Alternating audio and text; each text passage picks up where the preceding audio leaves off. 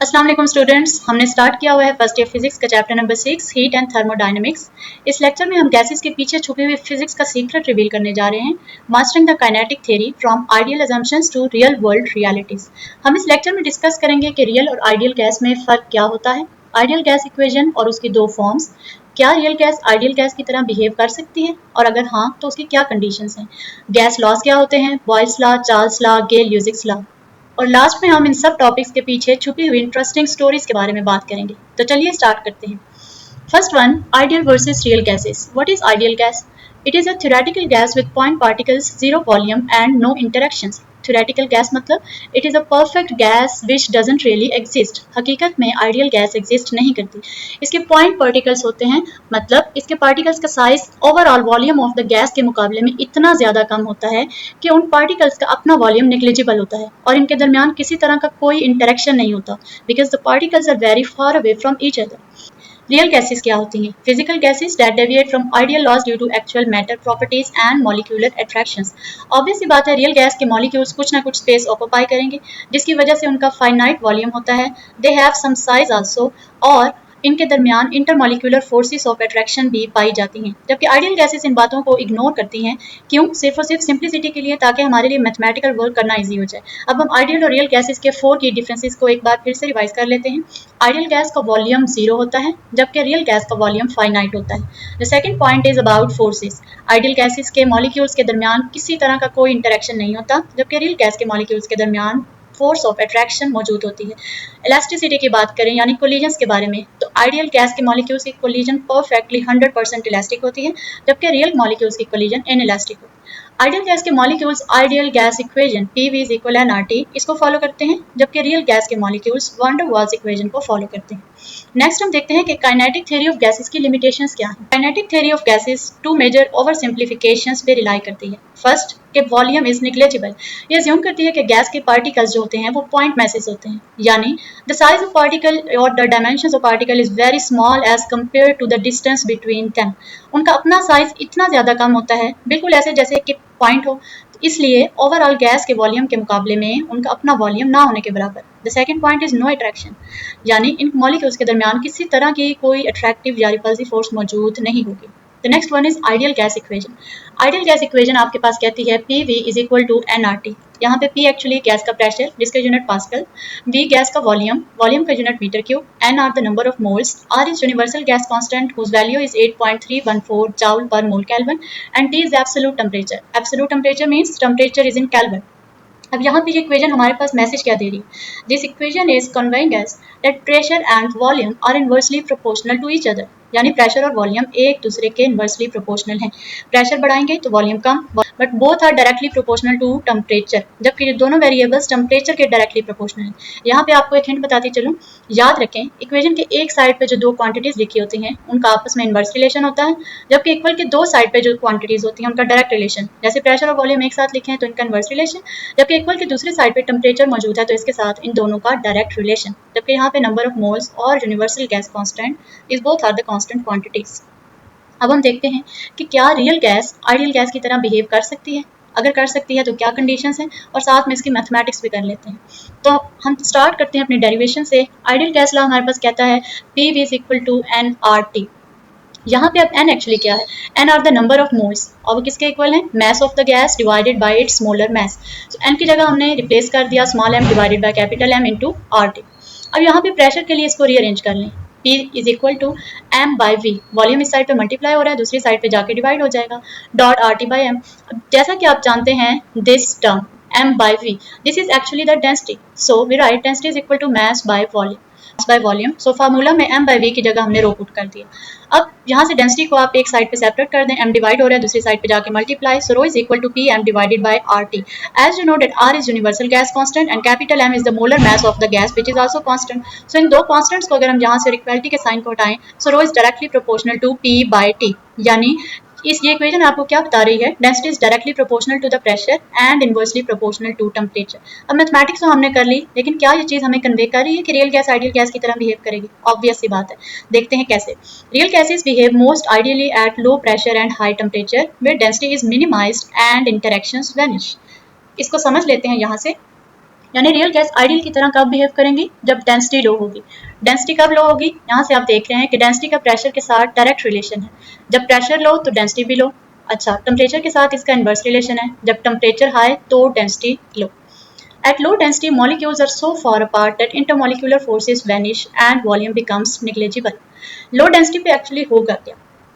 Low density पे आपके molecules एक दूसरे से बहुत ज़्यादा दूर दूर चले जाएंगे कि उनके दरमियान मौजूद इंटरमॉलिक्यूलर फोर्सेस बिल्कुल खत्म हो जाएंगे और उनका वॉल्यूम भी निग्लेजिबल कहलाएगा। एक्चुअली ये कैसे हुआ, जैसे ही आपके पास प्रेशर लो किया, प्रेशर के लो करने से वॉल्यूम इंक्रीज हो गया। जैसा कि आप जानते हैं प्रेशर और वॉल्यूम का इन्वर्स रिलेशन है।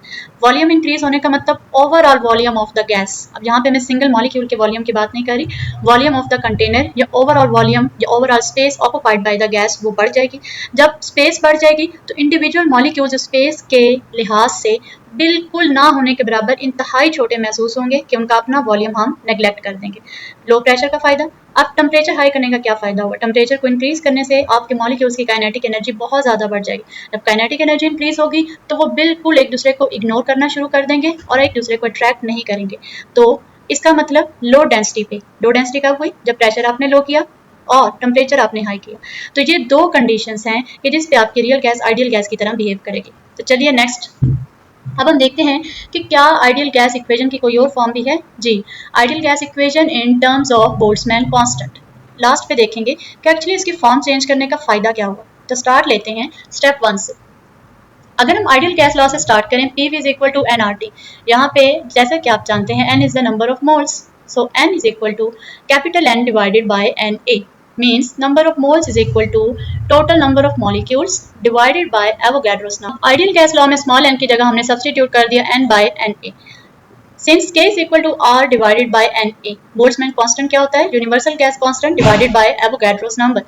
तो यहाँ से R by Na की जगह हमने K put कर दिया. So PV is equal to NKT, यानी this is the capital N. Capital N is the number of molecules. Boltzmann constant की वैल्यू क्या होती है, 1.38 exponent minus 23 joule per Kelvin. So remember, ideal gas law की first form PV is equal to nRT. यहाँ पे R is the universal gas constant and small n is the number of moles. But here PV is equal to NKT. K is the Boltzmann constant and capital N is the number of molecules. Means हमने equation की form को shift किया number of moles macroscopic level से number of molecules microscopic level तक. Okay. Actually ये microscopic revolution आया कब, 1900 में। लडविग बोल्ट्जमैन ने स्टैटिस्टिकल मैकेनिक्स तो बिल्ड कर दी, लेकिन एक्चुअली ये मैक्स प्लैंक थे जिन्होंने 1900 में ब्लैक बॉडी रेडिएशन का काम करते हुए बोल्ट्जमैन कांस्टेंट को इंट्रोड्यूस करवाया और कैलकुलेट किया। इंट्रोड्यूस उन्होंने करवाया लेकिन नाम उन्होंने बोल्ट्जमैन के नाम पे रखा। और इसका फायदा क्या हुआ, हमारा फोकस शिफ्ट हुआ मैक्रोस्कोपिक यानी बल्क मोल से माइक्रोस्कोपिक वर्ल्ड इंडिविजुअल मॉलिक्यूल्स की मोशन तक। ओके स्टूडेंट्स, अब हम यूनिवर्सल गैस कांस्टेंट और बोल्ट्जमैन कांस्टेंट का डिफरेंस देख लेते हैं। वैल्यू यूनिवर्सल गैस कांस्टेंट की 8.314 जाउल पर मोल केल्विन, यूनिट पे गौर कीजिए। बोल्ट्जमैन कांस्टेंट की वैल्यू 1.38 एक्सपोनेंट माइनस 23 जाउल पर kelvin. Universal gas constant use किस लिए होता है, ये मैक्रोस्कोपिक लेवल पे यूज होता है, यानी जब हम बल्क की एज अ होल सिस्टम की बात करते हैं, नंबर ऑफ मोल्स की बात करते हैं। As you know that 1 mole contains 6.023 exponent 23 particles, जबकि बोल्ट्जमैन कांस्टेंट को हम माइक्रोस्कोपिक लेवल पे यूज करते हैं जब हम इंडिविजुअल मॉलिक्यूल्स को ट्रीट करते हैं। डिफरेंस क्या है, यूनिवर्सल गैस कांस्टेंट को डिफाइन करते हैं एक्चुअली इट रिप्रेजेंट्स एनर्जी पर मोल, जबकि Boltzmann constant it represents energy पर मॉलिक्यूल। जैसा कि हमने पीछे देखा K is equal to R by Na. So यहाँ से फार्मूला को रीअरेंज करके हम ऐसे भी लिख सकते हैं R is equal to Na multiply by K. Means universal gas constant is actually the product of Avogadro's number and Boltzmann constant. So now our topic is about the gas laws and the hidden energy. Let's go. पहला gas law हमारे पास किसने दिया, 1662 में Robert boil ने कहा कि for a fixed mass at constant temperature pressure is inversely proportional to volume. यानी अगर आप आइडियल गैस के टेम्परेचर को कांस्टेंट रखें तो प्रेशर और वॉल्यूम का इनवर्स रिलेशन होगा। Means if you increase the pressure volume of the gas will be decreased, if you decrease the pressure volume will be increased. So here P is equal to constant by V, तो हम कह सकते हैं कि product of pressure and volume always remains the constant. अगर आप एक चीज़ को बढ़ाएंगे तो दूसरी चीज़ कम हो जाएगी, दूसरी को बढ़ाएंगे तो पहली कम हो जाएगी। सो इन दोनों का प्रोडक्ट हमारे पास कांस्टेंट है। अब हम इसके ग्राफिकल रिप्रेजेंटेशन को देख लेते हैं। यहाँ पे ग्राफ बना हुआ है प्रेशर और वॉल्यूम के दरमियान। This is the curve. This curve is showing कि इन दोनों का इनवर्स रिलेशन है। कैसे? फर्स्ट पॉइंट को देखिए, यहाँ पे प्रेशर की वैल्यू ज़्यादा है वाई एक्सिस पे, जबकि वॉल्यूम की वैल्यू कम है। आहिस्ता आहिस्ता प्रेशर की वैल्यू को हम डिक्रीज करते जा रहे हैं तो वॉल्यूम की वैल्यू इंक्रीज होती जा रही है। So this curve is an isotherm. Isotherm means यहाँ पे टेम्परेचर हमारे पास कांस्टेंट है, तो कांस्टेंट टेम्परेचर वाले कर्व को हम आइसोथर्म का नाम भी देते हैं। As volume decreases, pressure increases. As volume decreases, molecules hit the walls more often, increasing the pressure. Actually ऐसा होता क्यों? जब भी गैस का वॉल्यूम डिक्रीज होता है तो मॉलिक्यूल्स वॉल्स को बहुत ज़्यादा हिट करना शुरू कर देते हैं। पहले वो ज़्यादा स्पेस पे ऑक्यूपाई करते हैं तो वो कम कम हिट कर रहे होते हैं, लेकिन जब उन्हें कंप्रेस कर दिया जाए, कम वॉल्यूम में उनको ऑक्यूपाई करवा दिया जाए तो वो वॉल से उनकी टकराने के चांसेस प्रोबेबिलिटी बढ़ जाती है। That's why pressure of the gas is increased here. Now the next law is Charles law. 1787 में चार्ल्स ने कहा at constant pressure the volume of gas is directly proportional to its absolute temperature. यानी अगर अब हम pressure को constant रखें तो गैस का वॉल्यूम डायरेक्टली प्रोपोर्शनल है उसके एब्सोल्यूट टेम्परेचर के। अगर आप टेम्परेचर इंक्रीज करेंगे वॉल्यूम इंक्रीज करेगा, टेम्परेचर डिक्रीज तो volume decrease. V is directly proportional to T. Here V is equal to constant multiplied T. So we can write ratio of volume and temperature is constant. V1 by T1 is equal V2 by T2. अब इसकी graphical representation देख लेते हैं। This graph is between volume and temperature. Graph show कर रहा है कि जैसे जैसे actually this graph is a straight line. Straight line is indicating here कि जैसे जैसे आप टेम्परेचर को इंक्रीज कर रहे हैं, एक्स एक्सिस पे टेम्परेचर की वैल्यू, टेम्परेचर बढ़ता जा रहा है, उसके साथ साथ ही गैस का वॉल्यूम भी आपके साथ इंक्रीज होता जा रहा है। लेकिन ये नेगेटिव साइड पे लाइन क्या शो कर रही है? दिस शोज कि जैसे जैसे हम टेम्परेचर को कम करते जा रहे हैं गैस का वॉल्यूम भी कम होता जा रहा है। This is actually the straight line. एक ऐसा पॉइंट आएगा जिसको हम एब्सोल्यूट जीरो कहते हैं। It is the 0 kelvin -273 degree Celsius. Absolute zero पे आपके गैस के मॉलिक्यूल्स की मोशन कंप्लीटली स्टॉप हो जाएगी। हमने लास्ट लेक्चर में पढ़ा है कि temperature is related with average kinetic energy of the molecules. Temperature कम किया, मॉलिक्यूल्स की एवरेज काइनेटिक एनर्जी या स्पीड कम होने लगी। एब्सोल्यूट जीरो पे उनकी मोशन कंप्लीटली स्टॉप हो जाएगी और आपकी गैस का वॉल्यूम जीरो हो जाएगा। तो आपके जहन में ये सवाल आ रहा होगा क्या ऐसा पॉसिबल है कि गैस का वॉल्यूम ही जीरो हो जाए? तो मैंने आपको शुरू में बताया कि it is just for the ideal gas. Reality में ऐसा पॉसिबल नहीं है। क्यों? क्योंकि हकीकी ज़िंदगी में जैसे जैसे मैं टेम्परेचर कम करती जाती हूँ मॉलिक्यूल्स एक दूसरे के करीब आना शुरू कर देते हैं। टेम्परेचर कम होने का मतलब वॉल्यूम कम हो रहा है। जब मॉलिक्यूल्स एक दूसरे के करीब आते हैं तो वो एक दूसरे को अट्रैक्ट करना शुरू कर देते हैं। एक दूसरे को अट्रैक्ट करते हैं, स्टिक करते हैं, तो आपके पास 0 केल्विन तक पहुंचने से पहले ही गैस सारी की सारी लिक्विड में कन्वर्ट हो चुकी होती है। So this graph is just for the ideal gas. Now the last law is Joseph के ल्यूजिक्स लॉ। इन 1802 ये ल्यूजिक्स ने कहा कि at constant volume the pressure of gas is directly proportional to its absolute temperature. First हमने देखा boils ने कहा कि टेम्परेचर कांस्टेंट होना चाहिए, चार्ल्स ने कहा कि प्रेशर कांस्टेंट होना चाहिए, ल्यूजिक्स ने कहा कि वॉल्यूम अगर कांस्टेंट रखें तो गैस का प्रेशर डायरेक्टली प्रोपोर्शनल है उसके एब्सोल्यूट टेम्परेचर। मींस टेम्परेचर बढ़ा तो प्रेशर भी इंक्रीज, टेम्परेचर कम तो प्रेशर भी decrease. P is directly proportional to T. Here P is equal constant by T. The ratio of P by T is constant. Now what does the graph says between pressure and temperature? अब यहाँ पे graph आपको बता रहा है कि temperature और pressure में एक दूसरे के साथ डायरेक्ट रिलेशन है। The graph is a straight line means आप टेम्परेचर बढ़ाते जाएंगे तो गैस का प्रेशर बढ़ता जाएगा। लेकिन सवाल यहाँ पे ये पैदा होता है कि ये ग्राफ तो ऑरिजिन से शुरू हो रहा है। मीन्स अगर आपके पास temperature 0 kelvin which is the absolute zero, temperature 0 kelvin पे हुआ तो क्या गैस के मॉलिक्यूल्स का प्रेशर भी जीरो हो जाएगा? No, this graph is just for the ideal gas. अभी पीछे हमने डिस्कस किया कि टेम्परेचर 0 केल्विन पर पहुंचने से पहले ही आपके गैस मॉलिक्यूल्स एक दूसरे से स्टिक करके लिक्विड में कन्वर्ट हो जाते हैं। आइडियल गैस बिहेवियर ब्रेक हो जाता है। So this graph is just for the ideal gas. Real gas के लिए ये दुरुस्त नहीं होगा। So students, without Boyle's and Charles' law, your car tires wouldn't work and hot air balloons would stay on the ground. In loss के बगैर आपकी गाड़ी के टायर काम भी नहीं कर सकते और हॉट एयर बैलून आसमान पर उड़ने के बजाय ज़मीन पर ही पड़े रहेंगे।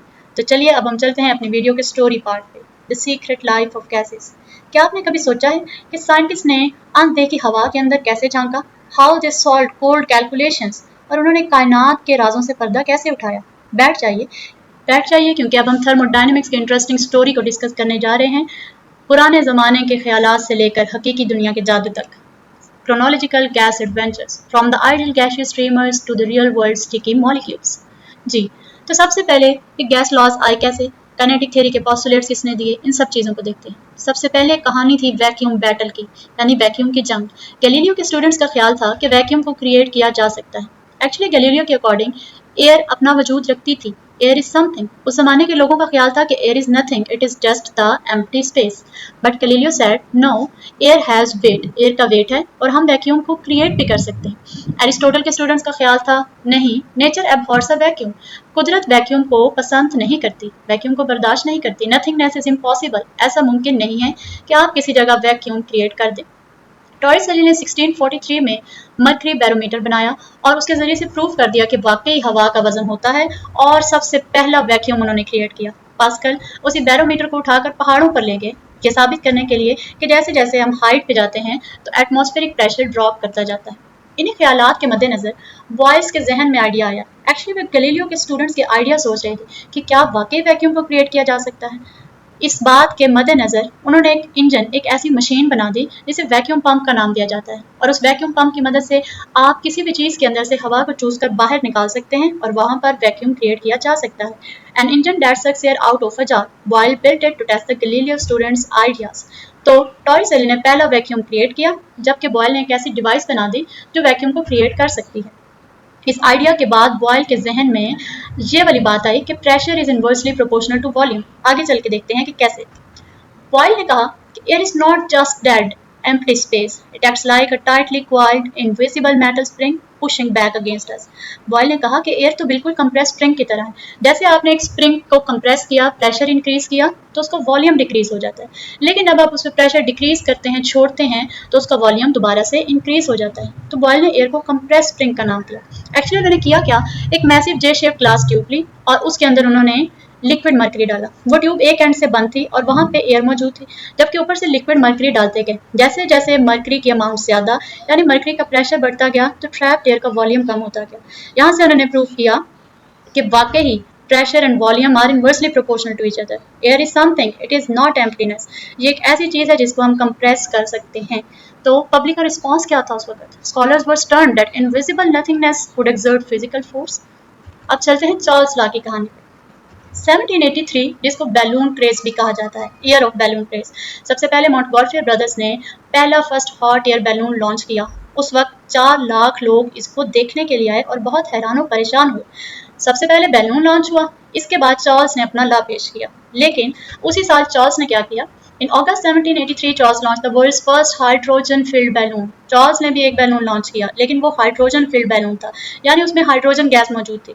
इस दफा भी 4 लाख तमाशाई देखने आए। तकरीबन आधा पेरिस हैरान खड़ा था कि क्या कोई इंसान की बनाई हुई चीज ग्रेविटी को मात दे सकती है। चार्ल्स ने कहा, if you heat a gas it swells with life, trapped inside silk it can lift us above the clouds. अगर आप गैस को हीट करते हैं तो उसमें जिंदगी भर जाती है। रेशम के अंदर मौजूद कैद हवा आपको बादलों से भी ऊपर ले जा सकती है। चार्ल्स ने फिर आइडिया पेश किया कि एक्चुअली टेम्परेचर और वॉल्यूम का डायरेक्ट रिलेशन हुआ क्या यहाँ पे। जैसे ही टेम्परेचर बढ़ाया गैस का, उसको वॉल्यूम इंक्रीज हो गया। सवाल ये पैदा होता है, वॉल्यूम इंक्रीज होने से बैलून नीचे से ऊपर कैसे लिफ्ट कर गया। आप जानते हैं density is equal mass by volume. Density और वॉल्यूम का इन्वर्स रिलेशन है। टेम्परेचर बढ़ाने से वॉल्यूम बढ़ा और वॉल्यूम बढ़ने से गैस की डेंसिटी कम हो गई। डेंसिटी कम होने का मतलब गैस हल्की हो गई और हल्की गैस खुद ब खुद नीचे से ऊपर की तरफ मूव करती है। लेकिन उस जमाने में आपको एक इंटरेस्टिंग बात बताती चलूं कि चार्ल्स के बैलून के साथ सलूक क्या हुआ। The terror of goneness. Charles का बैलून 15 मील के फासले पे जाकर एक क्वाइट विलेज जिसका नाम गॉनेस था, वहां पे उसने लैंड किया। जब फार्मर्स ने देखा कि एक अजीबो गरीब चीज़ हमारी तरफ आ रही है तो उन्होंने सोचा कि एक शैतानी चीज़ है जो सल्फर की स्मेल हमारी तरफ फेंक रही है।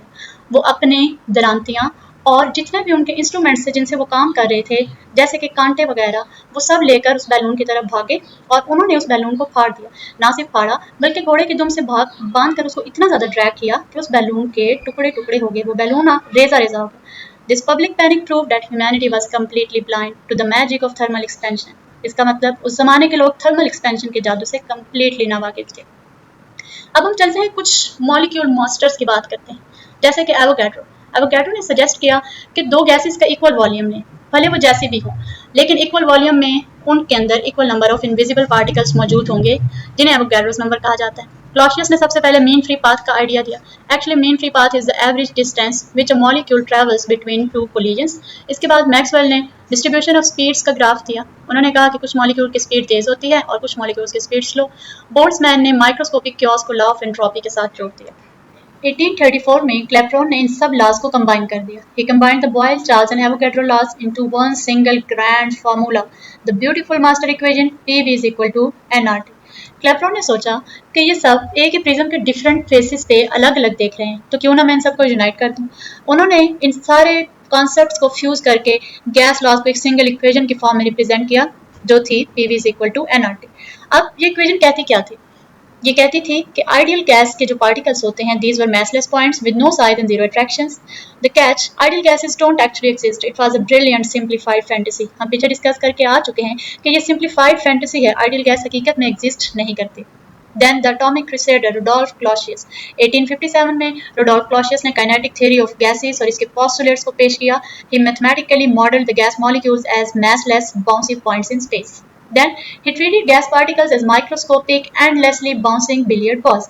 Actually गैस के मॉलिक्यूल्स को bouncing billiard balls की तरह क्यों कहा जाता है? क्योंकि जब भी ये एक दूसरे के साथ टकराते हैं तो billiard balls की तरह ये ना तो एक दूसरे के साथ स्टिक करते हैं, ना ही डिफॉर्म करते हैं, बल्कि जिस तरह billiard balls टकराते ही एक दूसरे से सेपरेट हो जाती हैं, उनका कम्पैक्ट टाइम भी बहुत ज़्यादा कम होता है, बिल्कुल ये उसी तरह बिहेव करते हैं. नेक्स्ट हम चलते हैं द रियल गैस रेबल 1873. 1873 में वॉन डेर वाल्स ने कहा कि nature is actually sticky. Molecules are physical bodies with real volume and they feel attraction to one and other. Van der Waals ने कहा बाकी सब तो ठीक है, आइडियल गैस इक्वेशन भी ठीक है, लेकिन ये तो सिर्फ और सिर्फ आइडियल गैस के लिए है जो रियलिटी में एग्जिस्ट ही नहीं करती. जबकि रियल गैस का तो फाइनाइट वॉल्यूम भी होता है, क्योंकि मॉलिक्यूल्स का कुछ ना कुछ साइज होता है, वो स्पेस ऑक्यूपाई करते हैं और वो एक दूसरे की तरफ खींचते भी हैं, वो एक दूसरे के लिए अट्रैक्शन फील करते हैं. फिर वॉन डेर वाल ने कहा कि ठीक है भाई, आइडियल गैस इक्वेशन को तो मान लेते हैं, बट रियल गैसेस के लिए ये इक्वेशन सही नहीं है. रियल गैसेस के लिए उन्होंने एक अपने इक्वेशन दी जिसे वॉन डेर वाल इक्वेशन कहा जाता है. बट उन्होंने एक बीच में से रास्ता निकाला कि अगर आइडियल गैस इक्वेशन को रियल गैसेस पे अप्लाई करना है तो रियल गैस को मॉडल करना पड़ेगा एज आइडियल गैस. और ऐसा तभी हो सकता है जब आपके पास गैस का प्रेशर लो हो और टेम्परेचर हाई हो. क्यों? लो प्रेशर और हाई टेम्परेचर पे गैस की डेंसिटी कम हो जाएगी, मॉलिक्यूल्स एक दूसरे से बहुत ज़्यादा दूर दूर हो जाएंगे, वॉल्यूम नेग्लिजिबल हो जाएगा. हाई टेम्परेचर की वजह से काइनेटिक एनर्जी इतनी ज़्यादा हो जाएगी कि वो एक दूसरे को इग्नोर करेंगे टोटली और एक दूसरे की तरफ अट्रैक्शन फील नहीं करेंगे, बल्कि इंटरमॉलिक्यूलर अट्रैक्शन को ओवरकम कर लेंगे. नेक्स्ट हमने देखा कि 1900 में माइक्रोस्कोपिक स्टॉर्म आया. बोल्ट्जमैन और मैक्सवेल ने स्टैटिस्टिक्स का जो काम किया मॉलिक्यूलर लेवल पे. 1900 में मैक्सवेल ने बोल्ट्जमैन कांस्टेंट को इंट्रोड्यूस करवाया और इक्वेशन ने अपनी फॉर्म चेंज कर ली, PV is equal to NKT. But tragic ending ये हुई कि बोल्ट्जमैन जिन्होंने कहा कि don't look at the gas as a bulk cloud, gas को पूरे के पूरे बल्क क्लाउड, एक बादल, एक यूनिफॉर्म एंटिटी की तरह मत देखिए, बल्कि जैसे डैनियल बर्नौली ने कहा था कि गैस छोटे छोटे मॉलिक्यूल्स से मिलकर बनी है. Look at the trillion chaotic collisions of individual microscopic particles. But किसी ने उनकी बात ना मानी और उनका मजाक उड़ाया गया, जिसकी वजह से tragically he took his own life before saying his theory is universally accepted. जी हाँ. So, from Robert Boyle's squished glass tubes, यानी रॉबर्ट बॉयल की फ्लैट ग्लास ट्यूब से लेकर कॉर्निस गांव के डरे हुए विलेजर्स तक, गैस के लॉज सिर्फ और सिर्फ इक्वेशंस नहीं है, बल्कि these are the story of how our atmosphere breathes. बल्कि ये कहानियां हैं कि हमारा एटमॉस्फेयर ब्रीथ कैसे करता है. तो चलिए स्टूडेंट्स, हमने जितने भी लॉज पढ़े हैं उनकी कुछ डेली लाइफ एप्लीकेशंस को डिस्कस कर लेते हैं. The first one is car tyres. Hot air makes them hard and cold makes them soft. हमने गिल-ल्यूजिक्स लॉ में पढ़ा कि pressure is directly proportional to temperature, यानी जैसे जैसे टेम्परेचर बढ़ता है और प्रेशर बढ़ जाता है. गर्मियों में देखें, गर्मियों में आपके कार के टायर के सराउंडिंग्स में टेम्परेचर ज़्यादा होता है, जिसकी वजह से मॉलिक्यूल्स का इंटरनल प्रेशर इंक्रीज हो जाता है, कोलिजन्स बहुत ज़्यादा हो जाती हैं और आपके टायर के अंदर का प्रेशर इंक्रीज कर जाता है. That's why your tyre feels hard. और सर्दियों में टेम्परेचर ड्रॉप होने की वजह से मॉलिक्यूल्स की एवरेज काइनेटिक एनर्जी कम, उनका प्रेशर ड्रॉप हो जाता है, कोलिजन के चांसेस कम. That's why the tyre feels soft. Then the next one is syringes. Pushing the volume down forces the liquid up. This is the application of Boyle's law. जैसा कि आप जानते हैं कि इंजेक्शन लगते वक्त जैसे ही डॉक्टर पिस्टन को आगे की तरफ मूव करता है, यानी he is increasing the pressure, pressure increase होने से वॉल्यूम डिक्रीज हो जाता है, और जब उसे बैकवर्ड खींचता है तो प्रेशर डिक्रीज होने से वॉल्यूम अगेन इंक्रीज हो जाता है. The third one is scuba diving. Bubbles expand as you rise and ascend slowly. Scuba diving यानी गोताखोर. गोताखोर जब भी पानी में जाते हैं तो वो अपने साथ एक गैस का सिलेंडर लेकर जाते हैं. इसके साथ साथ उन्होंने एक जैकेट भी पहन रखी होती है. अब इस बात का क्या मतलब है, bubbles expand as you rise? उनकी जैकेट और उनके लंग्स के अंदर एयर ट्रैप होती है, एयर का एक बबल बना हुआ होता है. जैसे जैसे वो पानी की डेप्थ में जाते हैं तो डेप्थ पे वाटर का प्रेशर इंक्रीज हो जाता है. पानी का प्रेशर बढ़ने की वजह से उनके ऊपर फोर्स लगती है और वो ट्रैप्ड एयर बबल बिल्कुल कम वॉल्यूम पे होता है. लेकिन जैसे जैसे वो दोबारा ऊपर आना शुरू करते हैं तो वाटर का प्रेशर धीरे धीरे कम होता जाता है. प्रेशर के कम होने की वजह से उस एयर बबल का वॉल्यूम अगेन ज़्यादा होना शुरू कर देता है। This is the application of Boyle's law. इसीलिए कहते हैं कि जब आप पानी की डेप्थ से नीचे से ऊपर आएँ तो आहिस्ता आहिस्ता ऊपर आए, क्योंकि अगर आप एकदम ऊपर आएंगे वॉल्यूम उस एयर बबल का इतना ज़्यादा इंक्रीज कर जाएगा कि वो आपके फेफड़ों को फाड़ भी सकती है एंड यू गॉट इंजर्ड। अब हम बात करते हैं एरोसोल कैंस की, यानी आपके पास स्प्रे बॉटल्स, परफ्यूम बॉटल की बात कर लें, डिओड्रेंट की बात कर लें, या पेंट स्प्रे जो होते हैं। Stored pressure releases the paint. Actually इस पेंट बॉटल में पेंट तो मौजूद होता है, लेकिन साथ में प्रोपेलेंट गैस यानी गैस को हाई प्रेशर पे स्क्वीज करके उस बॉटल के अंदर डाल दिया जाता है। जैसे ही आप उसको प्रेस करते हैं प्रेशर डिक्रीज हो जाता है, गैस के मॉलिक्यूल्स हाई प्रेशर से लो प्रेशर की तरफ रश करते हैं यानी बाहर निकलते हैं, और वही प्रेशर डिफरेंस यानी वो गैस मॉलिक्यूल्स अपने साथ पेंट के मॉलिक्यूल्स को भी बाहर लेकर आ जाते हैं। ओके, अब नेक्स्ट में इसकी डिटेल भी देखेंगे थोड़ी सी। The next example is mountain chips and winter tyres. आपने क्या किया, आप अपना चिप्स का पैकेट पकड़कर एक पहाड़ी पर चढ़ गए, लेकिन आपने क्या देखा, कुछ देर बाद ही वो चिप्स का बैग आपका पफ हो गया यानी फूल गया। एक्चुअली वहाँ पे हुआ क्या, this is the magic of physics. हुआ ये कि जैसे जैसे आप हाइट पे जाते हैं एक्सटर्नल प्रेशर डिक्रीज होता जाता है। अब पैक के अंदर का प्रेशर तो वही था, लेकिन बाहर की एयर का प्रेशर डिक्रीज हो गया।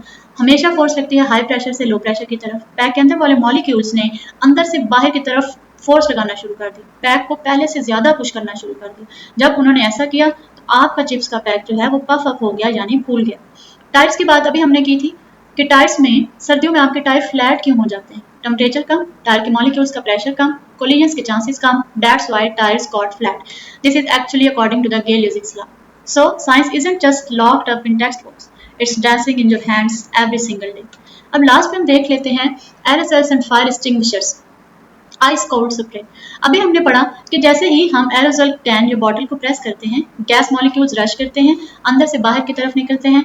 जैसे वो बाहर निकलते हैं तो वो एक्सपैंड होना शुरू करते हैं, एक दूसरे को पुश करते हैं दूर दूर होने के लिए। अब एक्सपेंशन के लिए, दूर दूर होने के लिए उन्हें एनर्जी चाहिए। वो एनर्जी आती कहाँ से, गैस मॉलिक्यूल्स अपनी ही इंटरनल थर्मल एनर्जी को यूज करते हैं, या वो अपने एनवायरनमेंट से, अपने सराउंडिंग से कुछ हीट एनर्जी गेन कर देते हैं दूर दूर होने के लिए, एक्सपैंड होने के लिए।